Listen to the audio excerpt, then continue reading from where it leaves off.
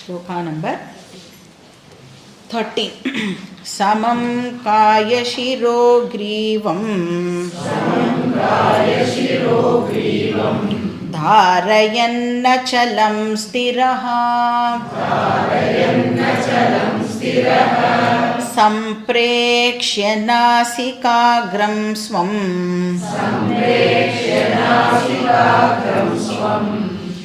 दिशश्चानवलोकयन्.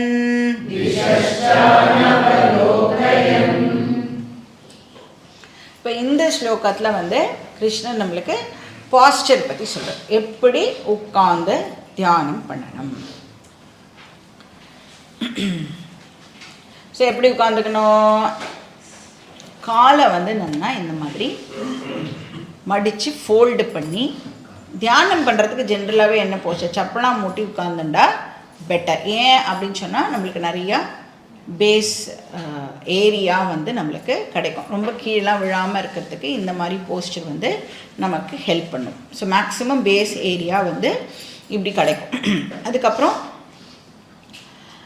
எவ்வளோ தூரத்துக்கு நம்மளால் வந்து ஸ்ட்ரைட்டாக உட்காந்துக்க முடியுமோ அவ்வளோ தூரத்துக்கு நாம் வந்து ஸ்ட்ரெயிட்டாக உட்காந்துக்கணும். ஸோ இப்போ கிருஷ்ணர் சொல்கிறது எல்லாமே வந்து இப்படி பண்ணால் ஓகே. கிருஷ்ணருக்கும் நான் பைண்டிங் தான். எதுவுமே கிருஷ்ணர் வந்து நம்மளை வந்து இப்படி நீ பண்ணினாதான் உனக்கு தியானம் சித்திக்கும் அப்படின்னு எங்கேயுமே சொல்லலை. எல்லாமே வந்து கம்பல்சரி எதுவும் கிடையாது. எப்படி உங்களுக்கு சௌகரியப்படுறதோ அப்படி நீங்கள் உட்காந்துக்கலாம். இப்போ சில பேரால் கீழெல்லாம் நினச்சே பார்க்க முடியாது. அப்போ அவளாம் தியானமே பண்ண முடியாதா அப்படின்னா அப்படி கிடையாது. சேர்லேயே உட்காந்து கூட நீங்கள் தியானம் பண்ணலாம். ஸோ இப்போ வந்து நம்மளுடைய போஸ்டர் எப்படி இருக்கணும் அப்படின்னா, நம்மளுடைய தலை, நம்மளுடைய கழுத்து, நம்மளுடைய முதுகு, இது மூணும் எப்படி இருக்கணும், ஸ்ட்ரைட் லைனில் இது மூணும் இருக்கணும். இப்போ நம்ம ஆல்ரெடி வந்து பார்த்துட்டோம், ஏதோ ஒரு பர்டிகுலர் பிளேஸை நாம் வந்து செலக்ட் பண்ணியிருப்போம். அதுக்கப்புறம் ஒரு ஆசனம் இருக்கும். அந்த ஆசனத்தில் இந்த மாதிரி மேக்ஸிமம் நம்மளால் எப்படி கம்ஃபர்டபுளாக உட்காந்துக்க முடியுமோ உட்காந்துட்டு இதெல்லாம் இப்போ பண்ணணும். இப்போ அண்ட் அகெயின் நம்ம ஞாபகம் வச்சுக்க வேண்டியது, இது எல்லாமே வந்து ஒரு ப்ரிஸ்கிரிப்ஷன் தான். எப்படி வேணும்னாலும் நம்மளுடைய சௌகரியத்துக்கும் அதை வந்து நாம் பண்ணிக்கலாம். இப்போ எல்லாமே அவைலபிளாக இருக்குது, எனக்கு பாடியெல்லாம் ஃபிட்டாக இருக்குது அப்படின்னா கிருஷ்ணர் எப்படி சொல்கிறாரோ அப்படி நம்மளால் பண்ண முடியும்.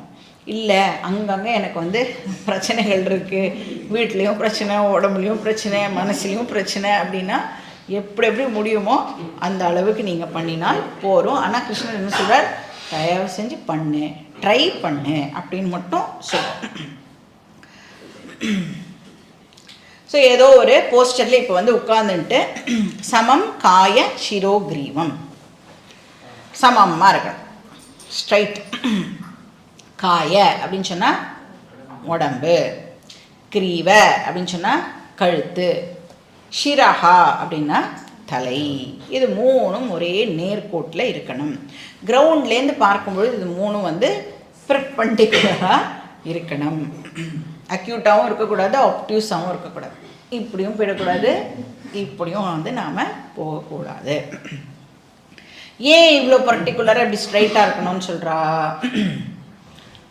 அப்போ தான் நம்மளுடைய ப்ரீதிங் இருக்குல்ல அது வந்து ஈஸியாக, அதாவது சீராக சமமாக இருக்கணும்னு சொன்னார்ல, அது அப்போ தான் பாசிபிள் ஆகும். நம்மளோட ப்ரீதிங் வந்து ஈவனாக இருக்கிறதுக்கு இந்த போஸ்டர் வந்து நம்மளுக்கு ஹெல்ப் பண்ணும். ஏன்னா நம்ம வந்து இப்படி வளரோம் இல்லையா, அனிமல்ஸ்லாம் பார்த்திங்கன்னா இப்படி ஹாரிசான்டலாக வளரும். நம்ம இப்படி க்ரோ ஆகிறதுனால மொத்த வெயிட்டையும் எது தாங்கிறது, நம்மளோட பேக் போன் தான் தாங்குறது. அதனால் அதை நீங்கள் ஸ்ட்ரெயிட் பண்ணினேன் அப்படின்னா நம்மளுடைய ப்ரீதிங் வந்து ஈவனாக இருக்கும். இப்போ வந்து அதுக்கே இப்போ நம்ம ஆஃபீஸ்லலாம் சாதா சேர்லாம் கிடையாது. நம்மளுக்கு அந்த எர்கனாமிக்ஸ் அப்படின்னு ஒரு சப்ஜெக்டே வந்து இப்போ அதை பேஸ் பண்ணி தான் உங்களுக்கு சேரு, டேபிள், உங்களுக்கும் உங்களுடைய கம்ப்யூட்டருக்கும் உங்கள் மானிட்டருக்கும் என்ன டிஸ்டன்ஸ் இருக்கணும் எல்லாமே இப்போ வந்து எல்லாம் பார்த்து தான் பண்ணுறாங்க. ஏன்னா இல்லைன்னா நிறைய பிரச்சனைகள் வருது. மோஸ்ட்லாம் யூஸ் பண்ணிகிட்டே இருந்தாங்க பார்த்தீங்கன்னா இந்த ரிஸ்ட்டு வலிலாம் வரும். அதனால அதெல்லாம் பார்த்து நாம் வந்து வச்சுக்கணும். ஓகே, இப்படி உட்காந்தா ப்ரீதிங் வந்து ப்ராப்பராக இருக்கும். அதுக்கப்புறம் என்னது, அச்சலம் ஸ்திரஹா, ஃபேமாக ஸ்டடியாக இருக்கணும், ஆடக்கூடாது. இப்போ எல்லாம் போட்டுன்ட்டு நல்லா இப்படி உட்காந்துன்ட்டு அதுக்கப்புறம் இப்படிலாம் ஆடி நாம் தியானம் பண்ணக்கூடாது. ஸ்திரமாக, அச்சலம்னா என்ன அர்த்தம்? மூவ் ஆகாமல். ஸோ ஷரீர ஸ்திதி இப்படி ஸ்ட்ரைட்டாக எந்த ஆடாமல் உட்காந்துக்கணும். ஸோ தேச கால ஆசன ஷரீர ஸ்திதி 4 சொல்லிட்டாரா? சென்ஸ் ஆர்கன்ஸோட கண்டிஷன் என்ன? அதோட ஃபீல்டுலேருந்து இப்போ நாம் வந்து அதை ரிமூவ் பண்ணி ஆகணும். எப்படி சென்ஸ் ஆர்கன்ஸை ரிமூவ் பண்ணுறது? இப்போ வந்து என்னுடைய காது வேறு எந்த வெளி சத்தத்தையும் கேட்கக்கூடாது அப்படின்னு சொன்னால் என்ன பண்ணலாம்? பஞ்செலாம் கூட வச்சு க்ளோஸ் பண்ணிக்கலாம். பாசிபிலிட்டி இருக்குது. மூக்கு என்ன பண்ண முடியும்? ஒன்றுமே பண்ண முடியாது. அப்புறம் வந்து இருக்கிறதுலே very very powerful sense organ வந்து கண்ணு. கண்ணை என்ன பண்ணணுமா? திசஷ்சானவலோகயன். ஸ்பெஷலாக இன்ஸ்ட்ரக்ஷன் கொடுக்குறாரு கண்ணுக்கு மட்டும், பாக்கி எதையும் வந்து ஒன்றும் சொல்லலை. அப்போ என்ன சொல்கிறார்? அவலோகயன். திசஷ்ச ந அவலோகயன். இங்கேயும் அங்கேயும் பார்க்காதேன்னு சொல்கிறார். கண்ணை வச்சு என்ன பண்ணுவோம்? இப்படி கண்ணை உருட்டுவோம்ல. இப்போ நம்ம வந்து தலையெல்லாம் கூட நீ ஆட்டாமல் வச்சுக்கோனா வச்சுருவோம். ஆனால் கண்ணை வந்து இப்படிலாம் உருட்டி பார்ப்போம்ல, அதெல்லாம் நீ தியானம் பண்ணும் பொழுது பார்க்கக்கூடாது. உங்களுடைய நீங்கள் பார்த்தீங்கன்னா உங்களோட ஐபால்ஸ் வந்து இப்படி மூவ் ஆகிட்டே இருக்குன்னு வச்சுக்கோங்களேன். அப்படின்னா என்ன அர்த்தம்னா மைண்டு வந்து ரெஸ்ட்லெஸ்ஸாக இருக்குன்னு அர்த்தம். இங்கேயும் அங்கேயும் மூவ் ஆச்சு அப்படின்னாலே மைண்டுக்கு ஏதோ பிரச்சனை இருக்குது அப்படின்னு அர்த்தம். அதனால் இப்போ என்ன பண்ணலாமா? அதை இங்கேயும் அங்கேயும் மூவ் பண்ணாதே. அப்போது நாசிகாகிரம் சம்பிரேக்ஷிய. இப்போ கண்ணை என்ன பண்ணணுமா? மூக்கு பக்கமாக உன்னுடைய கண்ணை வந்து இப்போ நீனு ஃபோக்கஸ் பண்ணு அப்படின்னு சொல்கிறார். இப்போ வந்து இதான் ரொம்ப முக்கியமான வேலையாக இருந்தால் குழந்தைலாம் டிஸ்டர்ப் பண்ணக்கூடாதுன்னு சொல்லிட்டு ஒரு வேலையை நம்ம குழந்தைகளுக்கு கொடுத்துட்டு நம்ம பார்ப்போம்ல, அந்த மாதிரி கிருஷ்ணர் சொல்கிறார், உன் கண்ணை வந்து நீனு மூக்க பக்கமாக பார்க்குற மாதிரி கண்ணை இப்படி வச்சுக்கோ அப்படின்னு கண்ணுக்கு ஒரு வேலையை கொடுக்குறார். உன் வேலை என்ன? நம்ம மூக்கை பார்க்கறது மட்டும்தான் உன்னுடைய வேலை அப்படின்னு. நெக்ஸ்ட் கொஸ்டின் என்ன? யாரோட மூக்கை பார்க்கணும்? ஆல்ரெடி சொல்லிட்டார், ஏகாக்கி.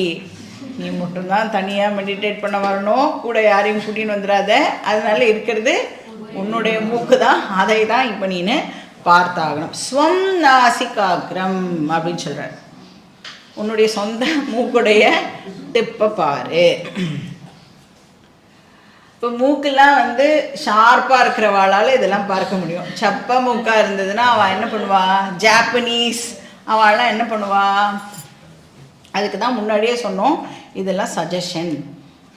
இது வந்து கண்டிப்பாக இப்படி தான் பண்ணி ஆகணும் அப்படின்னு கிருஷ்ணர் எங்கேயுமே சொல்லலை. இன்ஃபேக்ட் 5th சாப்டரில் நம்ம பார்த்தோன்னா ஸ்பர்ஷான் கிருத்வா பகிர்பாஹ்யான் சக்ஷுஷைவாந்தரே ப்ருவோஹோ பிராணாபானோ சமௌ கிருத்வா நாஷாபியந்தர சாரினோ அப்படின்னு பார்த்தோம். இது வந்து ஜஸ்ட் இந்த சாப்டருக்கு முன்னாடி நாம் படித்த சாப்டர் 5th சாப்டர். அதில் வந்து 27வது ஸ்லோகம். இப்போ அந்த 27வது ஸ்லோகம் மட்டும் உங்களுக்கு சப்போஸ் ஞாபகம் இருந்தது அப்படின்னு சொன்னால் டெஃபினட்டாக கன்ஃபியூஷன் நமக்கு வரும். உங்களுக்கு அது ஞாபகம் இல்லை அப்படின்னு சொன்னால் எனக்கு ஒன்றுமே பிரச்சனை இல்லை, நான் மாட்டுக்கு நெக்ஸ்ட் ஸ்லோகத்துக்கு போயிட்டே இருக்கலாம். திடீர்னு ஒரு நாள் நீங்கள் போய் அப்படி ரெஃபர் பண்ணும்பொழுது 27வது ஸ்லோகம் இப்படி வந்ததுன்னா அங்கே கிருஷ்ணர் சொல்லிப்பார், ப்ருவோர் மத்தியே. கண் எங்கே இருக்கணுமா? இப்போ என்ன சொல்கிறார்? மூக்கோடைய நுனி அப்படிங்கிற. கிருஷ்ணர் கன்சிஸ்டண்ட்டாகவே ஒரு விஷயத்தை சொல்ல மாட்டேங்கிறார். அப்போ வந்து அவர் கன்சிஸ்டண்ட்டாக ஒரு இதை சொல்லாததுனால நாம் என்ன அண்டர்ஸ்டாண்ட் பண்ணிக்கலாம், இது எதுவுமே மேண்டேட்ரி கிடையாது. அவளுடைய சௌகரியத்தை பொறுத்து இதை வந்து அவள் பண்ணிக்கலாம். நீ புருவத்துக்கு மத்தியில் வேணா உன்னுடைய கண்ணை வச்சுக்கோ, இல்லை மூக்கு நுனியில் வேணா வச்சுக்கோ, எங்கேயோ வச்சுக்கோ, ஆனால் மெடிடேஷன் பண்ணு அப்படின்னா இங்கே என்ன சொல்ல வர்றாரு? கண்ணை வந்து வெளி விஷயங்களை பார்க்க விடாமல் கண்ணை வந்து க்ளோஸ் பண்ணிக்கோ அப்படின்னு சொல்கிறேன். தாராளமாக வந்து கண்ணை இப்போது மூடிக்கணும், ஜென்டிலாக க்ளோஸ் பண்ணிக்க. இப்படியெல்லாம் இருக்கின்ற ஒரு மெடிடேஷன் பண்ணக்கூடாது. ஸோ ஜென்டிலாக க்ளோஸ் பண்ணிக்கணும். பிராணாபானோ சமோ கிருத்வா. இப்போ உன்னுடைய ப்ரீதிங்கை வந்து நீ ரித்தமிக்காக ஈவனாக வச்சுக்கோ. இப்போ வந்து பிராணாயாமம்னு சொல்கிறோம்ல, அது வந்து என்ன அர்த்தம்? ஒரு சீக்வன்ஸில் நாம் வந்து மூச்சை இழுத்து மூச்சை வெளியில் விடுறத பிராணாயாமம்னு சொல்கிறோம். இப்போ வெறும் நாம் வந்து நம்மளுடைய பிராணனை ஜஸ்ட் அப்சர்வ் மட்டும் பண்ணோம் அப்படின்னா பிராண வீக்ஷணம் அப்படின்னு பேர் அதுக்கு. அது எப்படி வேணால் வேகமாக போகிறதோ மாட்ரேட்டாக போகிறதோ இல்லை ரொம்ப ஸ்லோவாக இருக்கோ அதை ஜஸ்ட்டு அப்சர்வ் பண்ணணும். இப்போ எவ்ரி டைம் மெடிடேட் பண்ணுறதுக்கு முன்னாடி பிராணனை நாம் வந்து அப்சர்வ் பண்ணணும். அது எப்படி வந்து ஃபாஸ்ட்டாக இருக்கா, சும்மா ஜஸ்ட்டு ஃபாஸ்ட்டாக இருந்தால் ஃபாஸ்ட்டாக இருக்குன்னு ரிப்போர்ட் பண்ணிட்டோம், மீடியமாக இருந்தால் மீடியமாக இருக்குன்னு ரிப்போர்ட் பண்ணிட்டோம். அதுக்கு பேர் பிராண வீக்ஷணம். அப்போ அவேர்னஸோடு இப்போ நான் வந்து breathe in and breathe out பண்ணுறேன். ஸோ தேச கால ஆசன ஷரீரஸ்திதி இந்திரிய நிகிரகம் பிராண சாமியம், இதை பற்றிலாம் வந்து நாம் பார்த்தாச்சு.